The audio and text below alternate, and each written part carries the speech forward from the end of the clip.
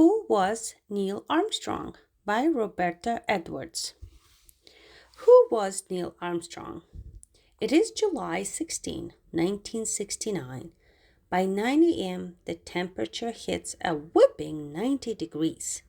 That's just a typical summer morning in Central Florida. The heat does not stop a crowd of 1 million people from coming as close to Cape Kennedy as they can get. That is where the United States will launch a spacecraft in just a little while. Carloads of people line the roads for miles. Hundreds of boats bob in the waters just offshore. The beaches swarm with people. Everyone hopes to get a glimpse of the Apollo 11 spacecraft as it soars off into the heavens. 2,000 reporters are in the press area, ready to write a headline stories for their newspapers. In special stands nearest to the launch pad at Cape Kennedy are many members of Congress, the U.S., Vice President, and many famous names in show business and sports. Among all these important people are two young boys, 12-year-old Rick and 6-year-old Mark Armstrong. They stand close to their mother Janet, who looks as nervous and excited as they do. Like everyone else, the boys are watching the giant needle-like rocket. It stands 30 stories high. At the very top is a space capsule. 3 astronauts are inside. One of them is the boy's father. His name is Neil Armstrong. He is the commander of the space mission Apollo 11. And if all goes well, in 4 days, he will become the first person to set foot on the moon. But that is a big if. No spacecraft has ever tried to land on the moon before.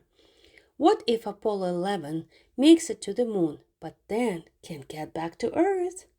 So many things could go wrong. Apollo 11 may either make history or end in tragedy. Chapter 1. A Boy Who Loved Flying. Just after midnight on August 5th, 1930, Neil Armstrong was born in the Ohio farmhouse that belonged to his grandparents. Neil was the oldest of Stephen and Viola Armstrong's 3 children. He had a younger sister named June and younger brother named Dean. Neil was always his mother's pet. She once wrote that he was a pleasure for us to raise in every way. Maybe that was because Neil was a lot like his mother, calm, serious, and determined. Neil never had trouble making friends. Still, he was shy and not as fun-loving as Dean. Neil's mother stayed at home caring for their children. She also taught Sunday school. Neil's father worked for the Ohio state government. Because of his job, the family had to move many times. In fact, they moved 16 times before Neil was 13. Finally, the Armstrongs settled in the little Ohio town of Wapakoneta. In the 1930s, planes were still thought of as unusual and exciting. Many people had never flown in one. Only 3 years before Neil was born, in 1927, Charles Lindbergh flew nonstop across the Atlantic. He was the first person to make a transatlantic flight, and it took 33 and a half hours. To get to Europe, people from the United States still traveled by ship, which took 4 days on a luxury liner. For long trips across the country, people took trains. In 1930, it took about a week to get from New York to California by railroad. From the time he was a little boy, Neil was fascinated by airplanes and flying. When he was just a toddler, he saw an air show in Cleveland. Ohio, with his dad. Neil took his first plane ride when he was only 6. The plane was called the Tin Goose. It wasn't really made out of tin. Its strong body was made of aluminum. The Tin Goose could carry up to 12 passengers who sat on the scratchy wicker seats. Its engineers rattled and roared as the goose reached a little over 100 miles an hour. Later on, Neil's father confessed that he had been scared to death. As for Neil, he had enjoyed every minute. Neil loved building model planes out of balsa wood, wire, and tissue paper. They were powered by wound-up rubber bands. It is in the basement. He set up a wind tunnel with a fan so he could see how well this model flew. According to his brother Dean, sometimes Neil would fly one of his old model planes out of the window. He thought it was exciting to watch it crash on the driveway. Neil belonged to a Boy Scout troop for many years. In fact, Neil became an Eagle Scout, the highest level of scouting. It was the 1940s by his time, and in the United States was fighting against Germany in World War II. Neil and the other scouts made models of different enemy planes. No warplanes ever came anywhere near Ohio. Still, if one had, Neil could have identified right away. Neil read airplanes magazines. He drew detailed sketches of his favorite planes. Learning about planes, however, wasn't the same as learning to fly planes. And that's what Neil wanted to do most of all. Chapter 2. Real Planes. Neil was determined to fly. Port Conetta Airfield was nearby. Today, it's the Wapakoneta Neil Armstrong Airport. As a teenager, Neil took part-time jobs to pay for flying lessons. He mowed the lawn at the cemetery. He helped bake donuts at the donut company, more than 1,300 a night. He got the job at the donut company because he was small enough to climb inside the dough mixer and clean it. All this extra money went to flying lessons. By the time Neil was 15, he had earned his pilot's license. Now he knew how to fly a plane, but he was still too young to drive. At Bloom High School, only 6 blocks from his home, Neil wasn't a top student, but he was better than average. Like his mother, he was musical. He played baritone horn in a jazz band called the Mississippi Moonshiners. From the time he learned to read, he loved books. In his first year of elementary school, he read more than 100. In high school, his favorite subjects were science and math. He wanted to go on to college. He wanted to learn more about planes and how to fly them. The Armstrongs were not poor. They owned their home. They had a car. There was always enough food. But money was still tight. And the college education was very expensive. Neil, however, was able to attend Purdue University in Indiana on a Navy scholarship. He wanted to study aeronautic engineering, how planes are built and what makes them fly. In return for the scholarship money, Neil had to serve in U.S. Navy. This arrangement was fine with Neil. In the Navy, he could fly planes. Chapter 3. The Wider World. When Neil started college, he had just turned 17. For the first time, he was living away from his family. He got decent grades, as he had in high school, but he wasn't focused on his studies, and the science classes were hard. He described his freshman year as kind of whirl. After 2 years at Purdue came 3 years in the Navy.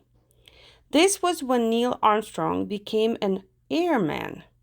He was stationed in Pensacola, Florida, where he learned to fly small single-engine fighter planes. At Pensacola, the training began with 20 short flights called hops. The instructor sat up front. Neil sat behind and had to pilot the plane even though it was harder to see from the back. Neil was graded on every hop. After that, Neil went on to fly solo. He also took courses in aeronautic engineering as he had at Purdue. He graduated and earned his wings pin from the flight training school in August of 1950. Now he was a licensed Navy aviator and he was only 20 years old. He still had 2 years left at Purdue. However, Neil did not return to college as planned. Why? War had broken out, the Korea War, a war that lasted 3 years.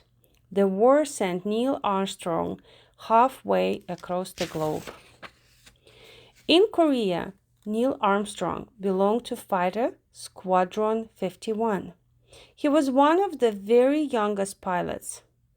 The squadron flew small jets of a giant aircraft carrier called the USS Essex. Neil's job was to bomb enemy bridges and railroad lines or scout areas where other planes would attack later on. To do this, Neil's plane had to fly very low and close to the ground. During the Korean War, Neil flew on 78 missions. It was a dangerous and stressful job, but Neil Armstrong never lost his cool. On one mission, Neil was in his Panther jet plane making a low bombing run in a hilly area of Korea. Suddenly, his plane was hit by enemy gunfire. Neil lost control as the craft took a nosedive, hurtling toward the ground. At 500 feet, part of the right wing was sheared off by a cable strung across the valley as a booby trap. Luckily, Neil regained control of the plane again and flew back to a friendly territory. But the plane was too badly damaged to land. Neil had to bail out of the plane. His silk parachute billowed out, and he landed safely in a rice paddy. 2 days later, he was back aboard the aircraft carrier. Except for a cracked tailbone, Neil was unhurt. Almost 34,000 Americans were killed in the Korean War, but Neil Armstrong returned home with many medals. Now it was time to finish up college and receive his diploma. Chapter 4. Test Pilot. Neil had been younger than nearly all the other students when he first enrolled at Purdue, but he'd been away for 3 years. When he returned in September of 1952, he was 22 and older than most students. He was more mature. He was ready to study harder. During his last 2 years at Purdue, his grades improved greatly. He also joined a fraternity and for the very first time fell in love. Her name was Janet Sharon. Everyone called her Jan. She was an 18-year-old freshman at Purdue. Whereas Neil was quiet, Jan was outgoing. She loved being around people. She and Neil were married in 1956, several months after his graduation. Neil's hope was to become an experimental test pilot. Not only would he get to fly new types of aircraft, but he would help figure out ways to build better planes. At Edwards Air Force Base in the Mojave Desert of California, the newest planes were first tried out. Naturally, Neil wanted to work there. So he and Jan moved to California. This meant Jan had to leave Purdue without finishing her degree, but Neil's career came first. At Edwards Air Force Base, one of the planes Neil flew was called the X-15. It was rocket propelled. Instead of taking off from an airstrip, it had to be launched from another plane already in flight. The X-15 could go nearly 4,000 miles an hour and reach an altitude of 207,500 feet. Today, regular passenger jets travel at about 600 miles an hour and an altitude of about 40,000 feet. The X-15 was flying 50 miles above the Earth. That altitude is considered the start of the outer space. So flying the X-15 was an early test for flying into space. Neil said, "We were using airplanes as tools to gather all kinds of information, just as an astronomer uses a telescope as a tool. We didn't fly often, but when we did, it was unbelievably exciting." Even when Neil was on the ground, he lived high up in the San Gabriel Mountains. He and Jed bought a little cabin far from town. It didn't even have hot water. Sometimes Neil would fly by in a small plane, and Jen would wave out the window. Jen, who was an expert swimmer, taught life-saving classes to children. She and Neil also wanted to have a family of their own. In 1957, their first child, Eric, was born. His parents called him Rick. 2 years later, in 1959, the Armstrongs had a little girl. Her name was Karen. But Neil gave her a nickname too. It was Muffy. Neil was especially close to his little daughter, who was a sweet and happy child. Then in the summer of 1961, 2-year-old Muffy fell and hit her head on a sidewalk.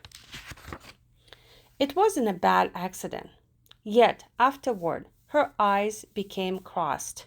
She started to run fevers. She tripped all the time. Her parents took her to a doctor right away. The news was terrible. Muffy had cancer. There was a tumor deep inside her brain. Today, there are so many medicines to treat cancer. Unfortunately, many of them were not discovered until after Muffy became sick. Doctors did everything they could to make her well. She lived through Christmas but died at home with her family on a Sunday morning in January of 1962. People who knew the Armstrongs said they seemed to age overnight. How could something so terrible have happened? For some people, talking about the tragedy helped them bear the pain, but not for Neil Armstrong. He kept the sadness to himself. He never spoke about Muffy's death, then or ever. New friends often didn't realize that Neil Armstrong once had a daughter. A week after Muffy died, Neil went back to work flying test planes. And a few months later, he made a big decision. The decision changed the rest of his life. He applied to become an astronaut.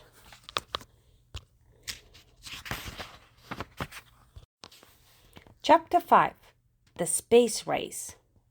The United States space program began in the late 1950s.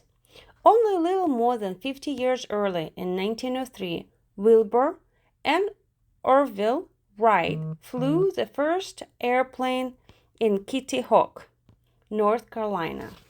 Yet, by mid-century, air travel was common. After the end of World War II, new planes were developed. They had jet engines, They flew at faster and faster speeds, reaching higher and higher altitudes. Rockets were developed that could travel far into space. In 1955, the White House announced plans to go beyond high-speed air travel. Scientists were working to launch a satellite, an unmanned craft, into space where it would orbit Earth. Then, on October 4th, 1957, news flashed around the world. Soviet scientists had launched a satellite called Sputnik 1. It was only the size of a beach ball and weighed less than 200 pounds. It traveled around the Earth in a little less than 100 minutes. The space age was born. The space race started that same day. The goal was the moon. Would it be the Soviet States or would it be the United States or the Soviet Union? After World War II, the Soviet Union and United States emerged as the two great superpowers. There were also enemies. The Soviet Union was a communist nation. The United States, a democracy, feared that the Soviet would force other countries to become communist too. This period became known as the Cold War. There were no battles between armies. Instead, each side built up huge storehouses of atomic bombs. The question was whether either nation would drop an atomic bomb and start World War III. The launch of Sputnik 1 showed that Soviet technology was the most advanced in the world. The Soviet space program was very secretive. It did not let any failures become public. Nevertheless, the Soviets had done something amazing. They'd also done it first. Meanwhile, NASA failed again and again at launching a spacecraft into orbit. One rocket got only 4 inches off the ground. Only a month after Sputnik 1 came the much bigger Sputnik 2 with a dog named Laika as its passenger. Then, in April 1961, the Soviets jumped even further ahead in the space race. They put a man into space. His name was Yuri Gagarin. Overnight, he became world famous. Only 3 weeks later, NASA sent an American test pilot named Alan Shepard soaring into space aboard a Mercury spacecraft. The flight lasted almost 15 minutes, and Shepard piloted the vehicle himself, something Gagarin had not done. In the United States, Shepard was given a hero welcome upon his safe return. But in the history books, he would always remain the second human being in space, not the first. John F. Kennedy was president at the dawn of the space race. He took office in January of 1961. He was determined to see the United States pull ahead of the Soviets. The president prodded Congress to pour billions of dollars into NASA, which was based in Houston. Spacecraft, however, were launched from Cape Canaveral, Florida, because the area's mild weather meant launches could take place any time of the year. A team of 7 men was picked as the very first group of astronauts. In a famous speech before Congress, President Kennedy said, "I believe that this nation should commit itself to achieving the goal, before the decade is out, of landing a man on the moon and running him safely to Earth." By the end of the decade, that meant an American astronaut had to reach the moon before 1970. To many people, that seems an impossible dream, but the challenge had been issued. NASA would do all it could to make the dream reality. Chapter 6. Astronaut Neil Armstrong. In 1962, NASA decided to bring more astronauts into the space program. NASA especially wanted test pilot and men with engineering backgrounds. Neil Armstrong met all the qualifications. He was less than 35 years old, in perfect health, and shorter than 6 feet tall. Taller men would be too cramped inside a small space capsule. In addition, Neil was a highly skilled pilot and an engineer who knew all about the mechanics of planes and flights. Last of all, he was a man. Women were not accepted in the U.S. astronaut program until 1978. The USSR sent a woman cosmonaut into the space in 1963. Neil went back and forth about whether to apply. As a test pilot, he was used to flying planes all by himself, being in charge and making all the decisions during the flight. As an astronaut, he would be inside a spacecraft guided mainly by automatic controls. The top engineers at the NASA Command Center in Houston would be in charge of every flight. But the dream of reaching the moon was a powerful one. And perhaps Neil thought a new challenge would help take his mind off the loss of his daughter. In the end, he sent in his application. It actually arrived a week after the deadline. But evidently, that didn't matter to NASA. On September 17, 1962, 9 men were chosen. Neil Armstrong was one of them, and suddenly he and the rest of his family was famous. The Armstrongs moved to El Lago, Texas, near the NASA Space Center in Houston. They had a new house that looked exactly like all the other houses in the neighborhood. It had a swimming pool in the backyard, and best of all, air conditioning. Summers in Texas would have been very unpleasant without it. All their neighbors were in the space program too. There were lots of backyard barbecues with the other astronaut families. After Mappy's recent death, it was a much happier time for Neil, Jan, and their sons. Mark Stephen Armstrong was born in the spring of 1963. The 9 new astronauts went through a long and thorough training period. NASA had to accomplish many tasks in space before being ready to send men to the moon.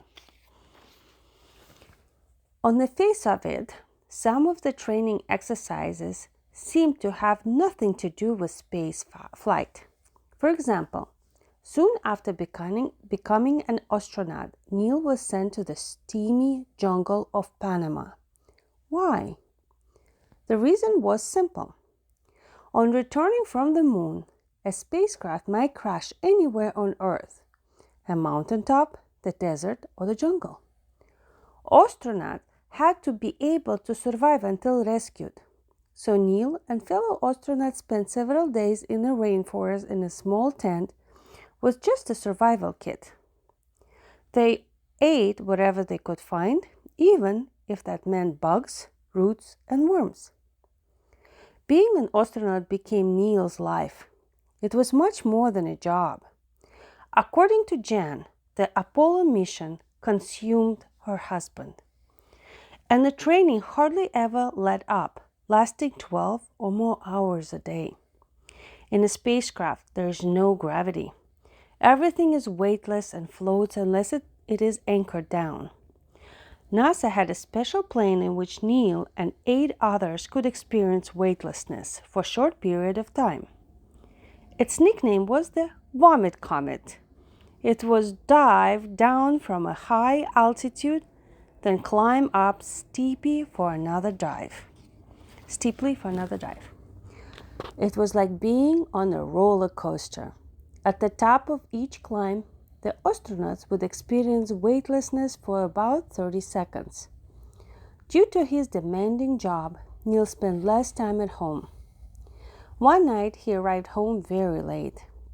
Neil hadn't been asleep for very long when both he and Jen woke up. The house was hot, very hot, and it wasn't because the air conditioning was broken. The Armstrong's house was on fire. Ed White, an astronaut who lived next door, jumped over the fence between the two houses. He had got out of the hoses even before the fire engines arrived. No one was hurt, but Armstrong's house had to be rebuilt. Many photographs of little Muffy were lost in the fire as well. Neil also had to spend a lot of time away from home giving speeches around the country. It was his least favorite part of the job. But people needed to understand the importance of the space programs and why such vast amounts of money were needed for it. And of course, people loved meeting astronauts. They were young, bright, attractive men that put a human face on the space program. Chapter 7. First Voyage in Space. In March of 1966, Neil Armstrong got his first chance to put his training to the test. He was the command pilot of Gemini 8, which was to dock or connect with another satellite already in space. This was an important step in the goal of reaching the moon. Why? NASA was designing a 2-in-1 spacecraft for the moon landing. A small landing device would disconnect from a larger spacecraft, touch down on the moon, and then blast off from the moon's surface and reunite with a large craft before returning to Earth. On Gemini 8, the launch was perfect, and so was the docking. Neil described it as really a smoothie. But then things went terribly wrong. The spacecraft started spinning, just like in training sessions, only this time it was for real. Neil's co-pilot, David Scott, relayed the news to NASA officials in Houston. "We have serious problems here. We are tumbling end over end." Even after Gemini 8 separated from the satellite, it kept rolling violently, faster and faster. Both astronaut vision began to blur. Somehow Neil managed to work the craft's hand controls. He steadied Gemini 8, but NASA insisted that the craft return to Earth immediately. The mission was over. David Scott would not get to walk in space while Gemini 8 orbited around the Earth.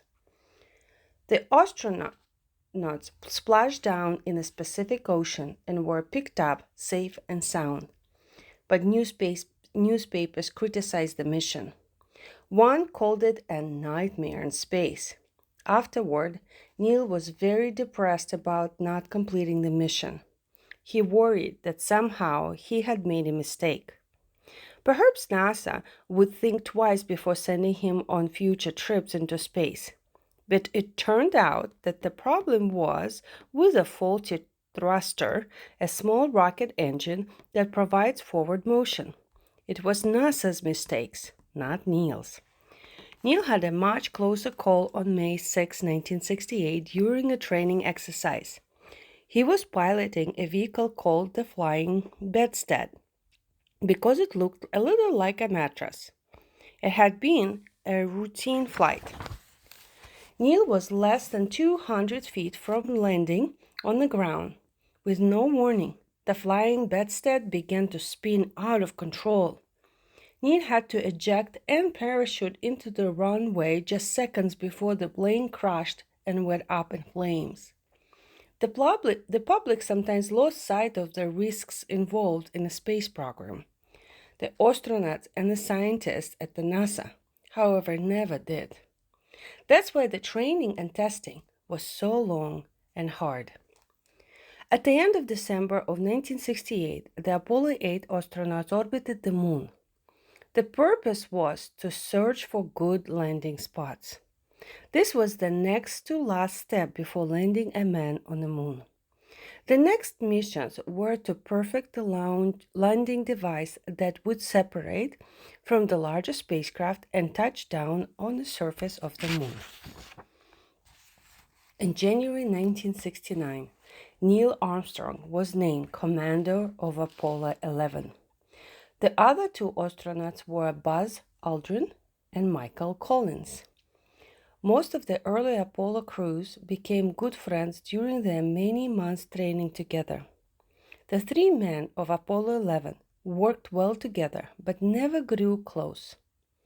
It wasn't that they disliked one another, but at the end of the day, they got in their cars and drove their separate ways. Then they would be returned the next day and resume training. They worked inside life-size models of their spacecraft and the landing device. Every step of the mission was practiced over and over. NASA engineers in Texas would control much of the flight through computers, but the astronauts were on their own if anything went wrong. Sometimes the engineers would purposely cause errors to test the skills of Neil, Buzz, and Michael. A Saturn V rocket would launch the spacecraft named Columbia into orbit around the Earth and then blast it in the direction of the moon.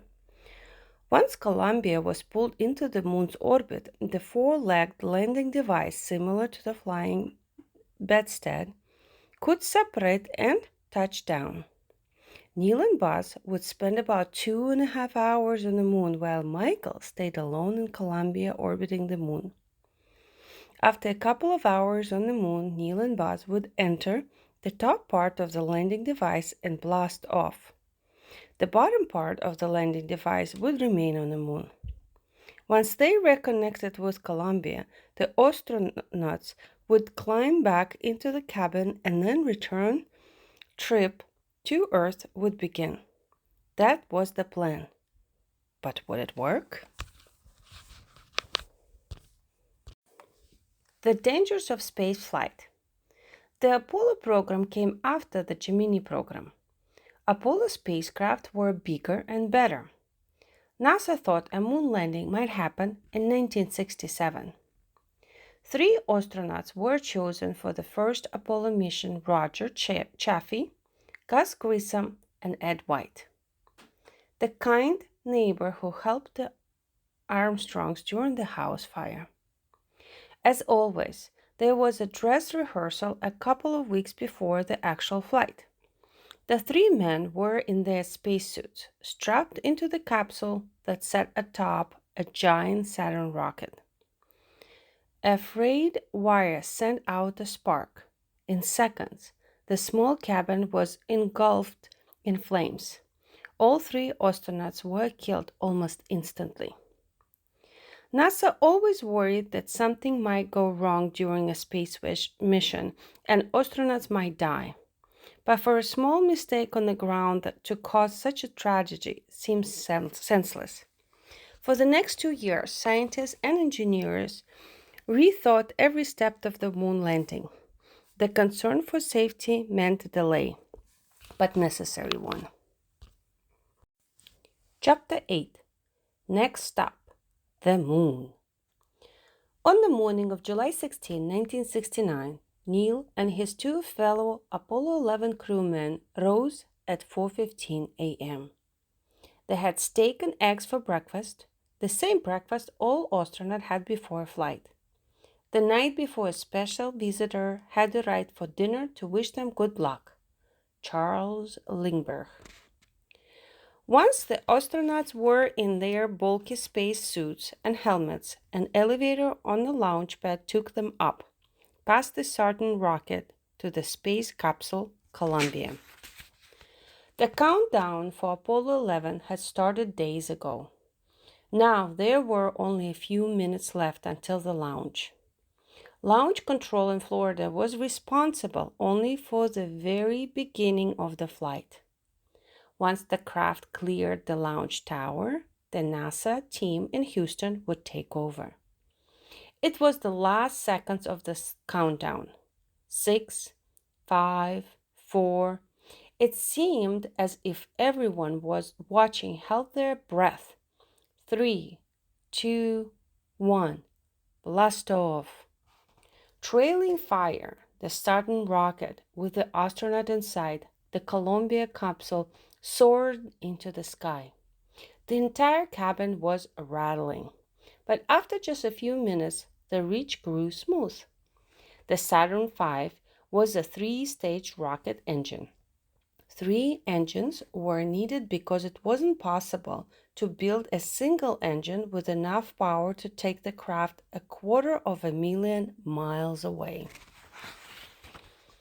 Fuel in the Saturn first stage engine propelled the rocket 40 miles into the air. When its fuel was all used up, the first stage dropped off. At this point, the second stage engine kicked in. This took Apollo 11 115 miles above the Earth. Now the astronauts were circling Earth. After 1.5 orbits, the second stage fell off and the third stage engines fired. This sped up the Apollo so that it could escape Earth's gravity and continue toward the moon. So far, it had been a smooth and uneventful trip. On the fourth morning, Columbia entered the moon's gravity. From this point on, every step in the mission was being done by the very first time. After breakfast on July 20th, Neil and Buzz floated from Columbia into the landing module, which Neil had named the Eagle. "See you later," Michael Collins said to them right before the Eagle separated from Columbia. 1.5 hours later, it was time for the Eagle to touch down on the moon. The Eagle had to land perfectly. That meant touching down on a flat area, otherwise the Eagle would not be able to take off from the moon and rejoin Columbia. Neil and Buzz would be left stranded on the moon forever. The landing was supposed to be controlled by computers, but as the Eagle got closer to the moon's surface, Neil saw that the landing area was much too rocky. Quickly, he took the control and looked for a safer spot. With less than a minute's worth of fuel left, he spotted a good area 4.5 miles away. Then the four bug-like legs of the landing vehicle made contact with the dusty surface of the moon. "The Eagle has landed," Neil told the NASA group in Houston. Now it was time to sightsee. Chapter 9. Moonwalk. Neil and Buzz could only spend 2.5 hours on the moon because of the limited supply of oxygen in their tanks. Because Neil was commander of the mission, NASA awarded him the honor of stepping onto the moon first. Carefully, Neil climbed down the ladder. He had given much thought of what he'd say. After all, his words would be heard all over the world. Neil's message was, "That's one small step for man, one giant leap for mankind." But as Neil set foot on the moon, 450 million people listening heard him say, "That's one small step for man, one giant leap for mankind." Possibly Neil forgot the word eh, or else the poor sound from the moon was responsible for cutting out that one little word. Wherever the exact words, their meaning was clear. It was indeed a landmark event in history of the world. Neil rigged a TV camera so viewers on Earth could watch the two men in their bulky space suits walking where no human beings had ever been before. Their suits protected them from both the extreme heat and extreme cold of the moon. The astronauts collected moon rocks, took photographs, and planted an American flag. Wires made the flag look as if it were flying. Otherwise, it would have hung limp. There is no wind on the moon. And they also left a plaque. It said, "Here, man from the planet Earth first set foot up on the moon, July 1969 AD. We came in peace for all mankind." Wherever they walked, they left footprints in the moon dust. Those footprints are still there today. Again, because there is no wind on the moon. The landscape was basically brown and gray, and it was very dark out. Still, Neil thought the moon was beautiful. "Isn't that something? Magnificent sight down here," Neil said to Buzz. Both of them wished they could have stayed longer. While Buzz and Neil were taking their tour of the moon, Mike had orbited around it 14 times. Each time Mike was on a side of the moon that didn't face Earth, he lost communication with NASA. During the time, if a problem arose, there was no way for him to tell NASA about it. Even so, Mike later described his time alone in space as being very peaceful. As for Neil and Buzz, everything depended on the Eagle blasting off perfectly from the moon's surface. Fortunately, it did.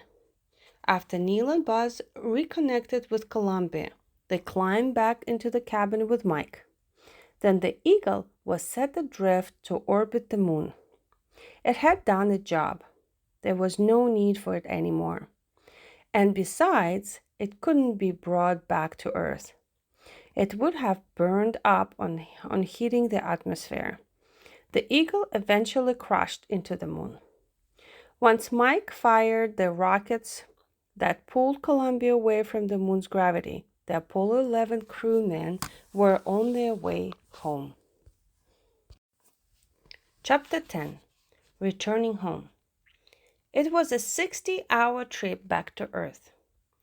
On July 24th, around noon, the spacecraft pierced through the atmosphere. 3 parachutes billowed out and set the craft down gently in the Pacific Ocean.